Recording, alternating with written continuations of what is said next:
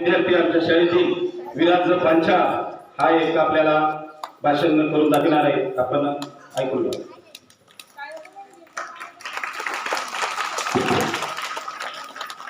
उजाडली आज मंगलमय अशी प्रजासत्ताक दिनाची प्रभात. देशभक्ती देशप्रेम संचारले आज मनामनात चराचरात. भारत मातेला वंदन करूनी करतो मी माझ्या भाषणाला सुरुवात. नमस्कार, माझे नाव विराज सतीश पांचाळ. मी इयत्ता 3री वर्गात शिकतोय. सन्माननीय व्यासपीठ, वंदनीय गुरुजन वर्ग आणि येथे उपस्थित माझ्या मित्रमैत्रिणींनो, आज 26 जानेवारी आपल्या भारताचा प्रजासत्ताक दिन आहे. 26 जानेवारी 1950 रोजी भारतात संविधान लागू झाले.